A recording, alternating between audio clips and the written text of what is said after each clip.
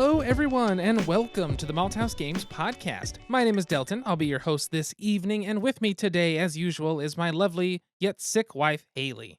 Howdy, howdy, howdy. I don't know if she's actually sick, but hasn't been feeling well today, sadly. I swear to goodness, I thought I got all my bad luck out in January. Like, January was a rough month. I had 2 sicknesses, including the flu, and then my great-grandmother passed away, and it was like the 1 year of Hershey's death, and I thought everything was left in January, got all my bad vibes out, but yet again, here I am. Luckily, you don't sound like Raspy? Raspy? You don't sound raspy, you're not coughing. It's just you don't feel great in the ear, throat, back of the head. Yeah, I feel like I've been hitting the back of the head with a 2x4 and swallowed gravel, but you know what? We're making it. And I'm on the podcast. Terrible. I'm here for you, listeners, dear sweet listeners, because again, we've waited until less than 48 hours before our release to record the podcast. Well, when you're kind of busy, you're kind of busy. I don't know. It's hard to do, but welcome, everyone, to the Malthaus Games podcast. This is episode number 60. Episode 60. Big number, I feel like. I said that about 50, but it's true. Only 9 more episodes until my favorite. Oh, God, I hate you so much. Ah. This is a podcast all about board games, card games, tabletop games, role-playing games, things of that sort, and we also drink beer. The first beer today, because I'm getting right into it because I kind of like doing that better. This is from Elk Valley Brewing Company here in Oklahoma. We finally got to go to their tap room and sit and have some tasters. You can buy 4-ounce tasters for, $3.50, $4 a piece. That way you can sample their beers. Very nice tap room. It's a great way to enjoy the flavors and intricacies of 8 different beers without having the diagnosis of alcoholism. Or a tab that's bigger than your bank account. Yep, that's a science fact. It very much helps. This is French Toast Dreaming. It's an imperial stout with maple, cinnamon, and vanilla, and it comes in at 12.6 alcohol by volume. Now, we've kind of cheated because we've had both of these beers already this week. We have. We couldn't wait. We couldn't hold ourselves accountable and wait until the podcast. It looks like syrup when you're pouring it. It's beautiful. This beer is the darkest, there's not much carbonation. It's black in color. And when you pour it, it looks like you've warmed up molasses and just are pouring it into a glass. And it looks like it's just delectable heaven. Because it is delectable heaven at 12.6 alcohol percentage. Definitely. Blessed. So again, extremely dark beer. Cannot see through it in the glass. Not even a hint of light goes through this beer. It looks like a bottle of ink. It does. It's so dark. So give it a nice whiff. Let's see what it smells like. It smells like syrup and cinnamon. You can smell the maple and cinnamon very strongly. It's super, super roasted malts being used in this. There's essentially no hop content whatsoever. What's the taste, Haley? It tastes like French toast. You can taste the yeasty bread and the aftertaste. The initial part is very sweet. It's like if you take a bite of French toast and you have the syrup coating it, and then you actually bite into it and you get the yeasty sourdough bread flavor. It's darling and delicious. It's not too sweet. It's very heavy. It's satisfying. This is almost a dessert beer. Or a breakfast beer. Or a breakfast beer. Either way would work. But I think you're right. It kind of has that 3-stage process where your initial taste is all the sweetness and the maple. I'm going to get a drink. In the mid part of the swallow, you get a little more of the vanilla coming in, and you start to taste those malts a little more strongly. And then on the back end, when you actually finish the swallow, that's when you get all of the malts that comes through with that little bit of that ethanol alcohol in there. Ethyl alcohol? Not ethanol. See, I don't taste that at all. I don't taste the alcohol. There's a teensy bit that I think is adding to that yeasty twang kind of taste you're getting. Ah. Did I ever tell you about the breakfast place in Vegas my sister and I went to where they paired beers with your breakfast? You did. It sounds great. Oh, it was fantastic. And it was also open 24 hours a day, which is even more glorious. But we went at a reasonable time of 8 o'clock in the morning. And though we went there 3 times, I only got a breakfast beer once. I really took control of myself. Yeah, don't they say win in Vegas? Right, but my sister was pregnant at the time, so couldn't get too honky tonk. My sister and I have a joke that we went to Vegas together, and she came back pregnant, and I came back married. The thing was, we were married and pregnant, respectively, whenever we went to the trip. But you also came back We also that way. came back that way. You're not wrong. She's not wrong. We're not wrong at all. Well, the past 2 weeks, we have been, I guess, just living life best we can. We had Valentine's Day in the past 2 weeks. I got my tattoo color done in the past 2 weeks. I will, once it's not peeling and gross and the color settles, the color has started off one color and is changing to another, which is changing to the appropriate color. You're a lizard, Harry. I'm a lizard right now. As my skin heals, the true color comes out, and so I'm wanting to let it heal. I will post a picture after that. I'm guessing it's going to be a few more weeks, but I'm very glad to have it done, and I'm ready for the itching to be over. But it wasn't too bad. It looks really good. I'm ready for you to post a picture. Yeah. We are prepping and preparing for Montreal in 3 weeks. 3 weeks from yesterday. 3 weeks from yesterday. So the next episode will be a week before we go, and then we'll have to try to get one out. I guess it's the week after Montreal when one comes out. Yeah. So that'll be perfect timing for us in terms of recording, so that's good. 3 weeks from today is our 5-year wedding anniversary. That too, coming up fast. What's something else we've done in the past 2 weeks before we move into the game? I've had a pretty sweet gig at work going on. So, as you guys probably know, I'm a mental health therapist, and I recently made my full-time gig, or my part-time gig, my full-time gig. And I'm working for this agency, and basically 3 days a week I see clients. The other 2 days a week, I get to sit at a coffee shop or a pub and just edit a therapist podcast. And so Delton's not the only editor in the family now. That's true, but I'm the better editor. That's probably true, because mine is a very dummy program. Like, I can, Control F, find all the uhs, and just hit delete, and it deletes all the uhs, and it's amazing. I mean, that's a fantastic sounding thing, because I do it all just audibly listening and cutting it based off the waveform, which is more of a traditional method. The thing I like about the program you use is it generates the, almost like making captions. It generates a script of what's being said, which is just fantastic. So it's a really, really cool program. So I think it's definitely something that's a useful skill to have and a useful program to know that we might be able to utilize later on in the future. Plus, that means I can start editing too. Boo. Yeah. I can't allow it. I'm good at what I do. J.K. Delton's a lot better at it, but I get paid, which is pretty cool, which is a testament to your side gigs, your hobbies can help you professionally as well. Like, they say you don't make money in podcasting, which we don't do this for the money. We do it for fun. Well, we also don't make money in the podcast, We don't aside make from money. our Patreon backers, and that goes into equipment. Like, Patreon backers, occasional sponsorship or free game, like, that's what we get out of it. But we get a lot more than that out of it. But it's the skills that we took from the podcast that were able to help me to get this full-time gig. So don't give up on your dreams, kids. Unless you dream to be a serial killer, then give up on your dreams. Yes, please. We need less of those in the world. I don't want another documentary series on Netflix that I have to deal with, or a podcast that I have to deal with people talking about constantly. I mean, I'm like the stereotypical 20-something-year-old woman, and I just absolutely love serial killer podcasts and shows. And I am at the point of avoiding them now because I'm tired of hearing about it. It oddly makes me feel safer. Like, oh, this is common. I haven't died yet. Oh, my goodness. I'm just saying. Before I die listening to any more stuff about serial killers, let's move into the game of this episode. Oh, here's the door.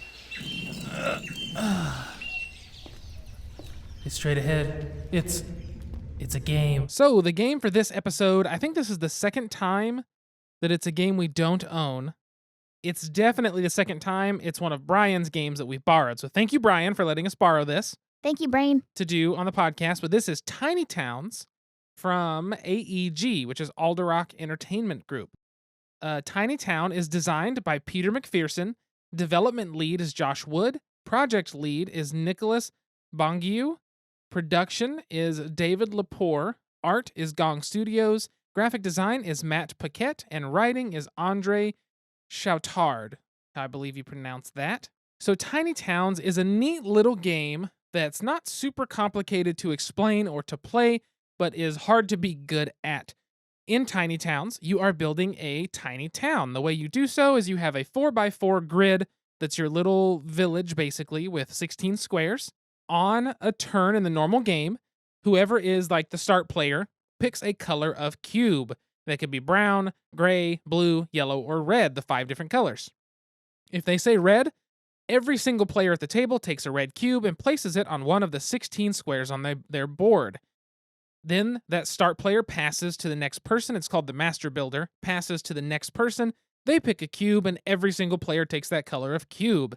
Then there are a number of buildings laid out, a number of cards laid out describing the different buildings. There are 7 different buildings, 8 if you include your own one-time personal building you may build. And each of those buildings has a layout based on that grid that you have to put the cubes in a certain order or a certain pattern corresponding with the shape and the color, basically. And you may remove them at any time that shape is complete and put a building that matches, on the cards. It tells you which one. This is a weird way of explaining this. Put the building on your board in one of the places where those cubes were.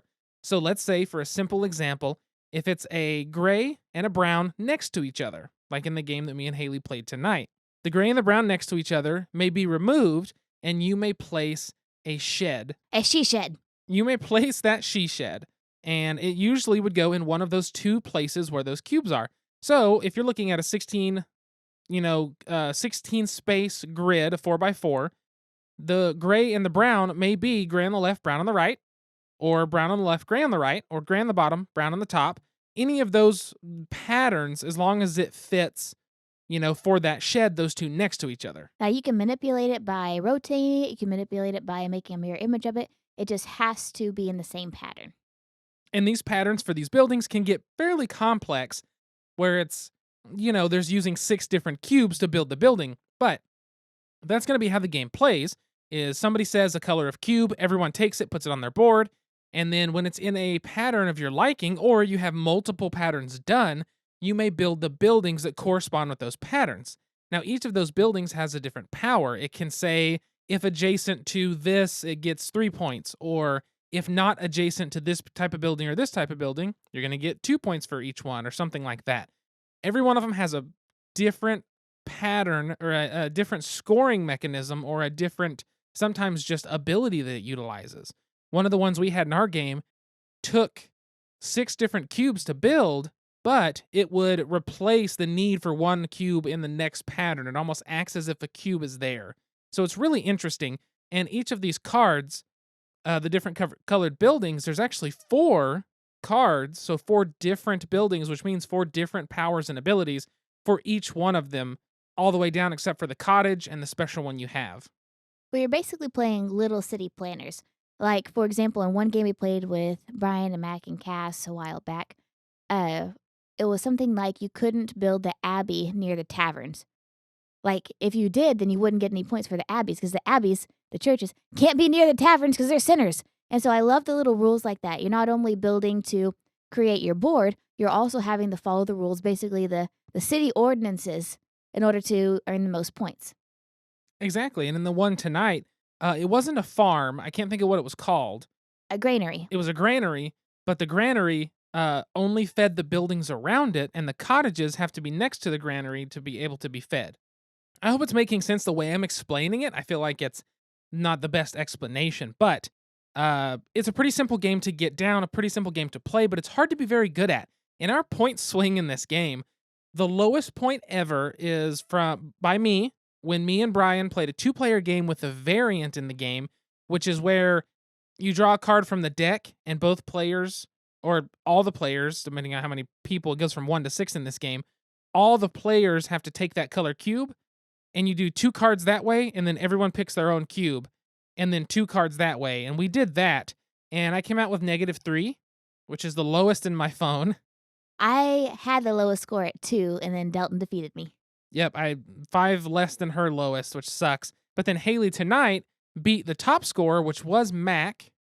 It was Cass. Sorry, it was Cass at 31. Mac had 30 originally. Sorry, Cass. Haley came in at 34. I will say one thing with this game that I really like is the variety of buildings you may use in a game. The only bad part is for score tracking, which isn't a huge deal. is that the type, like the swing, the spread of the scores and the height of the score can be determined by which cards are out, because some cards are just going to make more points than others. So I think that that's going to dictate those, but I really enjoy the variety. Every game is going to be different for quite a while with this one. And it does have an introductory setup saying if it's your first time, we recommend you play with these. We also recommend you play with this, and it kind of gives you some variety and some ways to make the game a little simpler to jump into. Then once you play a game and get it down, you can then shuffle everything else up and go for it and have just some random stuff. My only criticism of the game is that it seems to be better at more players. Like when we played it, a 5-player game, it was much more challenging. So it's not that necessarily the game is better or worse, I guess. It's that it's more challenging the more players that you have. I almost felt like a 2-player game was too easy. I could see that it felt too easy because in a normal, let's say a 4-player game, I pick the color yellow, everybody gets yellow. 3 people get to pick whatever color they want, no matter what I want, for the next 3 cubes. That can be so detrimental to my strategy. Whereas with a 2-player game, I can kind of see what Haley's trying to go for. I know Haley wanted a bunch of grays in the beginning, so I was utilizing a strategy that also needed grays. So we were just giving each other points, basically. Hello, almshouses. You had the almshouses, and I had the Tailor shop. Tailor. I had the Tailor. And I think that playing with more players, like you said, it is more difficult, but it also feels more fun, I guess.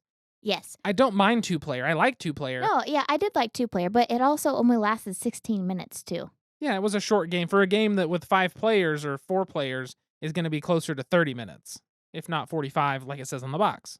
I just like the wrenches that it throws in my plan whenever I'm playing with more players, because in a 2-player game, every other cube that is chosen is picked by me, and so that makes it a lot easier than if every 5 cubes is picked by me. Exactly. And I do think that that's it's something that's good about it, because if you want it to be easier, play it with less players. If you want to play with more players, we actually do think it's more fun that way. However, I will say there is a variant in the game that can make 2-player more challenging. And me and Brian played this way, and that's how I got such a low score. And it's the one where you flip the card, and that's the resource you get. So you're not even choosing, except for every 3rd card, you get to choose what you want. So it almost creates like a 3-player game out of a 1, 2, or 3. I mean, you can do that up to a 6-player. You could do that with a 6-player game. But it almost creates another player in a way, but it is definitely more difficult because there's 15 cards, 3 of each resource type. You take 5 randomly off when you shuffle. So you're never going to hit all of them. You might have discarded all 3 yellows, and for the remaining 10 cards, you're never going to hit a yellow that you need or want.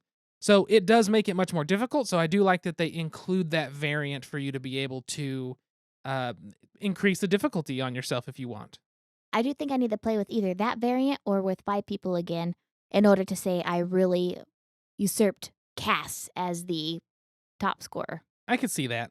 You can't really claim with 2 people that you got the high score when it's so much easier. It was a lot easier, and it was only 16 minutes. That's very true. Palate cleanser.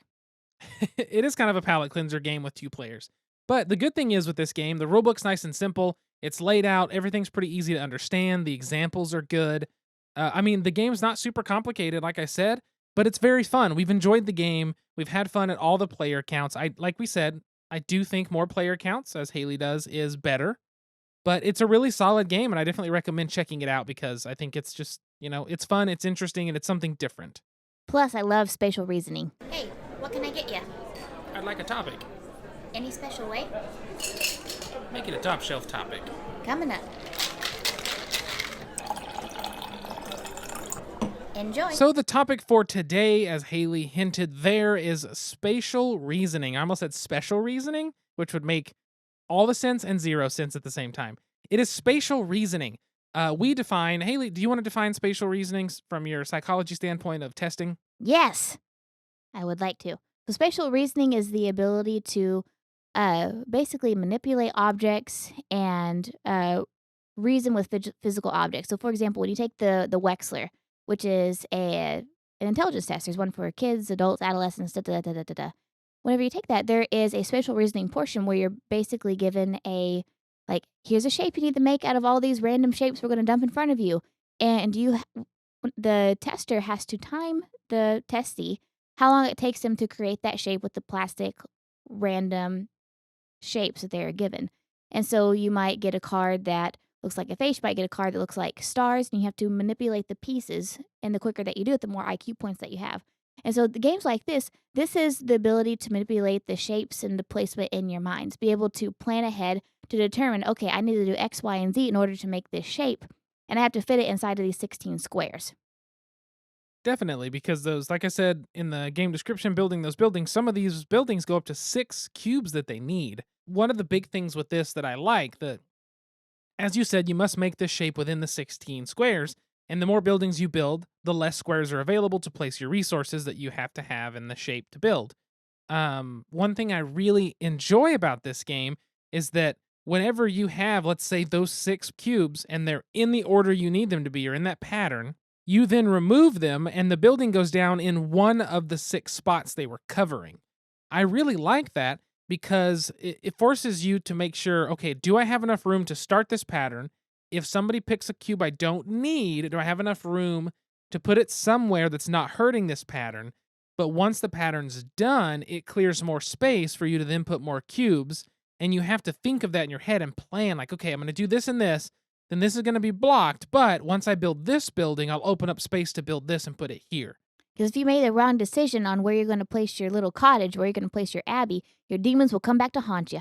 It really will. And so I do enjoy the spatial reasoning aspect of this game, but it makes it easier that you can, as you said, shift these patterns around, mirror them, that kind of thing, to make it a little easier to create and utilize. But it's still difficult, but I like having to think about that in the shapes of, where can I fit this shape? If I put this here, can I plan for later based off this? And if I build this building, and it's just kind of chains together in your head. But spatial reasoning is always one of those things that's really fun. And I think it's just because it forces you to plan. It really does, and it forces you to, like with this game, plan ahead and to hold an idea in your mind. So use your working memory to, like, okay, well, I'm going for this objective here, so I have to collect these colorful cubes in this order. But also, whenever you're playing with other players, they can throw a wrench in your plan by handing you a completely different color than what you need. So you have to plan ahead for that as well, while keeping in mind the original goal that you're working towards. And so I like games like this. So another game like this is number 9. Number 9 is a game where you're given 2 sets of numbers 1 through 9 given to you in random order, and you have to make them fit together. And you don't get points until you start to stack them. You can so do you want to you explain games better than I do. So on number 9, you have numbers 0 through 9. They're all in different shapes, and sometimes those shapes are a little off compared to what you expect. But there's a deck of cards. You draw a card. Let's say a number 9 comes out, and you place it down. You build basically a base. Everything has to, when you play a number, it has to touch an existing number on that level. You build like a base platform almost. Then once you can, you start building numbers on top of that. So the platform, the numbers touching the table, these are tiles, by the way, I should say. The numbers that are touching the table are worth nothing, but then the numbers on the first level are worth their own face value. So if you have a 9 on the table, it's worth nothing, but a 9 on top of that first layer of tiles is worth 9. But then a 9 that, if you can happen to get it on the second level, is worth 18. And on the next level is worth 27. And so you have to try to reason out, if I put this here and put this here, I got to hope for this number. And if I get this number, I can squeeze it in here, which gives me enough room to, when this number comes out, I can do that. And it's a lot of planning, but also reacting in a way because you don't know what's coming. It's a really cool game. It's different than a lot of card-based games. I feel like with a lot of card-based games, like Euro games, you do have to plan ahead in the same way, but you have your cards to reference the whole time.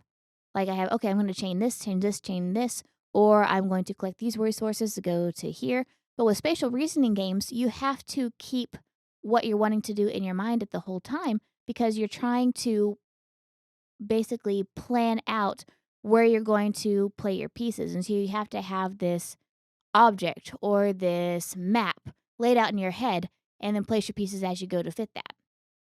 Yeah, very, very true. Another game that uses spatial reasoning that we like a lot, we've talked about, is Patchwork. Yes, it's like Tetris, but you're making a quilt. Now, Patchwork is a little different because Patchwork almost functions more on an economy system and trying to figure out what your opponent can or can't afford. It's like spatial reasoning combined with economy.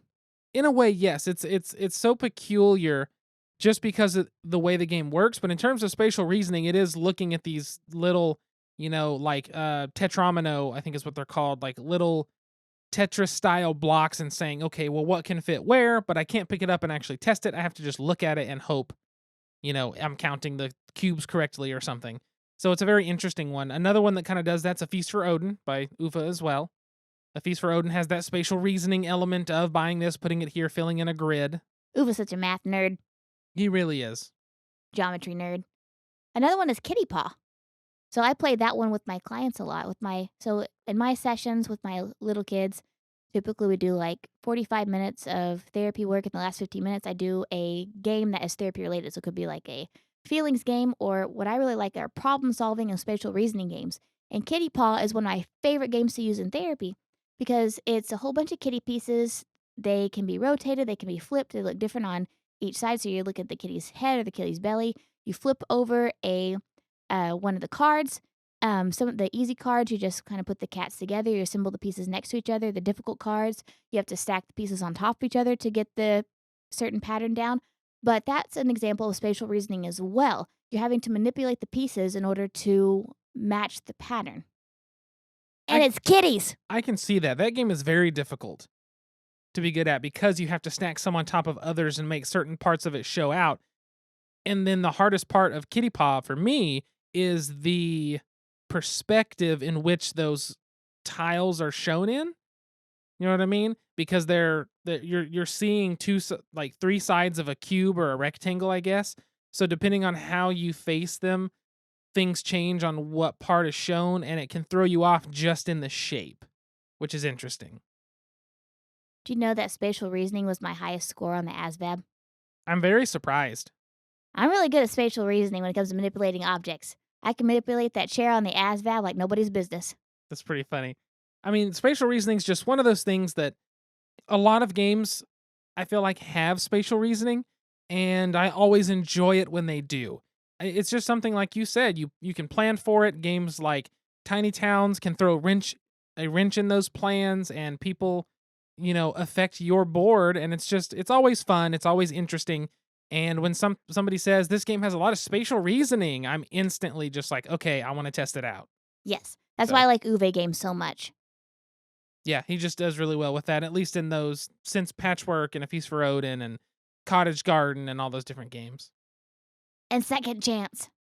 Second Chance is the Uwe Rosenberg, like, roll and write, or flip and fill, I guess, game where it's more of those tetrominos and you're filling in their spaces. Kind of Patchwork style, but you're drawing them in, so it's similar, but a little different. But it was an interesting little game. But I think that kind of covers spatial reasoning. Hopefully that makes sense, but spatial reasoning is just fun. I think it's something that everybody obviously not everybody's good at spatial reasoning, but it's something everyone understands what they're doing, and they understand I'm either good at this or bad at this, and the people who are good at it love it, and the people who are bad at it probably don't. But something you can practice and get better at. It is. It's something you can learn as a skill. Which kind of bugs me about IQ tests, but that's a whole other podcast. That's a whole other story. But hopefully spatial reasoning sounds like something you want to look into. There's a lot of games that do it. I'm sure we're missing a bajillion games, literally 1 bajillion. I don't know how many zeros that is. 1 gallon of games. 1 whole gallon of games. But spatial reasoning is just fun. It's one of those things, like I said, that if a game has spatial reasoning, I'm down to try it. I have no problem. You know what I have no problem with? Opening the next beer. Opening the next beer. Because it's that time before we move to the question. So this beer is a Dogfish Head beer called... This is from Dogfish Head. It is Dragons and YumYums. And it is a Flaming Lips inspired beer, which, if you do not know, Wayne Cohn and the Flaming Lips are from Oklahoma City. Yay, we get the crazy people. This is Off-Centered Art Series featuring Michael Hacker for the artwork, and it says in collaboration with the Flaming Lips. Did you know that Wayne Cohn, whenever he did his LP with Miley Cyrus, They press the LPs with a vial of her urine. That's really weird. It's great. They're so strange. They're very strange. And we actually visited the Womb this weekend whenever we went on our date for Valentine's Day. The Womb is the Flaming Lips art gallery. They have Factory Obscura in there, which is a art gallery / museum kind of thing that has revolving artifacts and revolving pieces. We actually just visited the ice cream / gift shop part, but we do plan on spending the $17 to get in someday. So this beer is 6.5 alcohol by volume, and it says it is a pale ale brewed with dragon fruit and yumberry, passion fruit, pear, and black carrot juices. I've never seen a black carrot. Have you ever listened to the Flaming Lips? I have not. You've never heard She Don't Like Jelly? I don't think so. It's very 90s music, so it kind of surprises me you haven't listened to it. They are very popular in the mid to late 90s, and now they're just kind of wonky tonk. But they're still good. So give the beer a smell. It's got a nice amber color to it, a little bit of cloudiness in there. The problem is that last beer, the French Toast Dreaming, really leaves a bit of residue in the glass. Like the thickness, it sticks. So I can still smell it in my glass. Yeah. It's invading my other beer. But we have had this before, so let's just go based off of our memories. It is very light. It has a nice crispness that most pale ales do, but there is a fruitiness to it. And it's not a fruitiness like you're used to. Being that it's dragon fruit and yumberry, it's a peculiarness, but it's very good. It's not a very sweet fruit. It is more of a tart fruit. Have you ever had a dragon fruit before? It's not even a sweet, it's not a tart beer. It's not a goza. It's not a sour. But it does have a hint of that tartiness, a hint of what you could see being transformed into a sour or something very easily. Yes, a little more dragon fruit. You're like, oh yeah, that's a goza. Yeah, you could, but it's a very, very good beer. I always say Dogfish Head, everything they do is good. I've never had a beer of theirs I don't like, and this is just another beer of theirs that I'm like, oh yeah, really good, I'll drink it. We basically fell in love to their beer as well.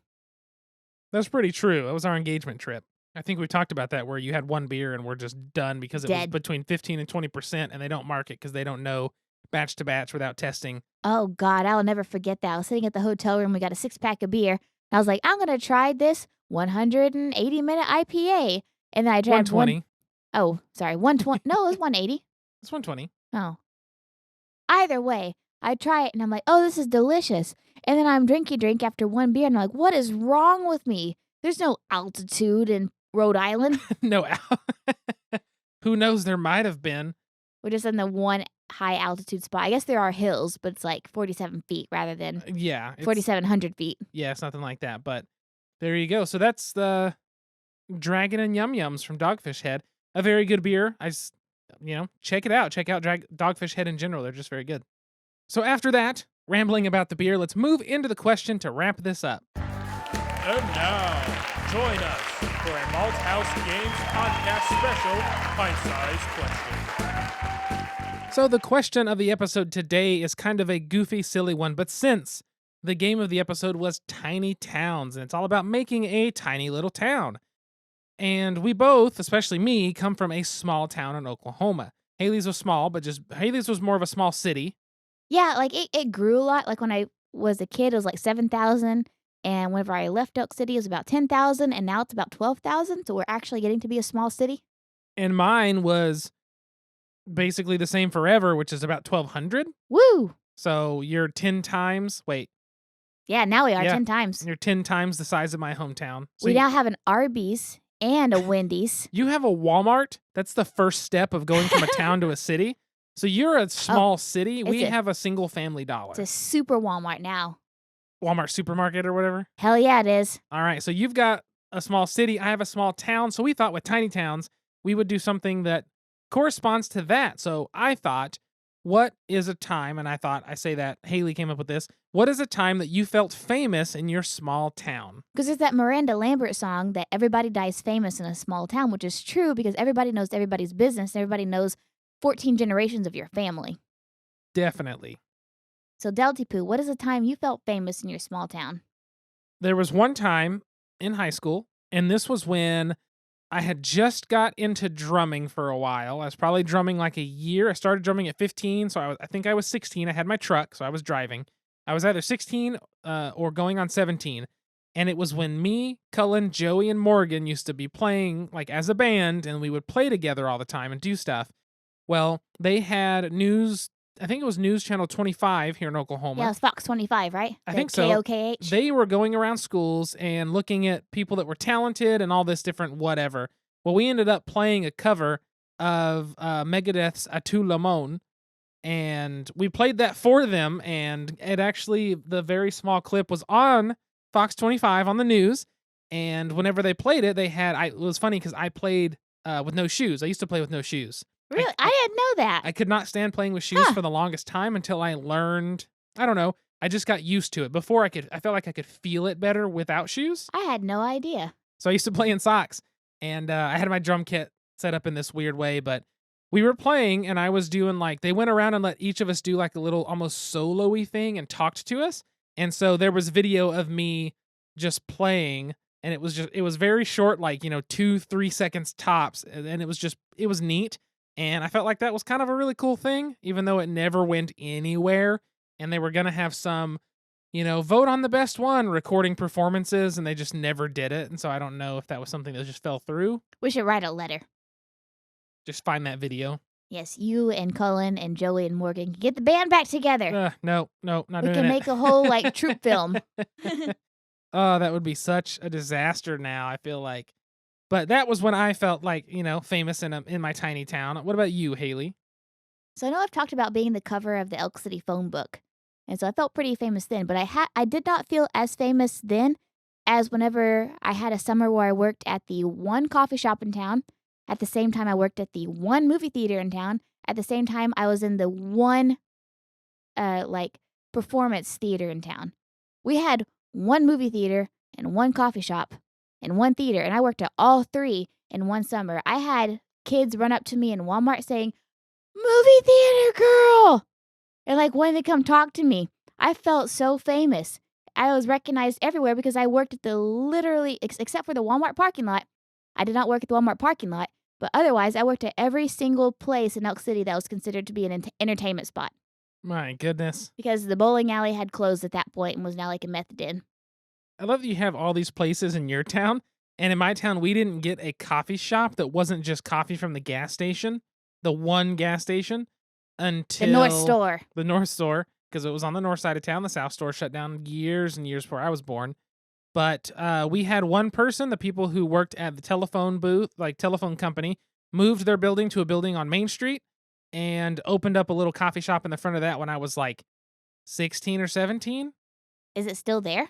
I think it is. Oh. But it's the only coffee you could get that wasn't just going down to the gas station and getting coffee.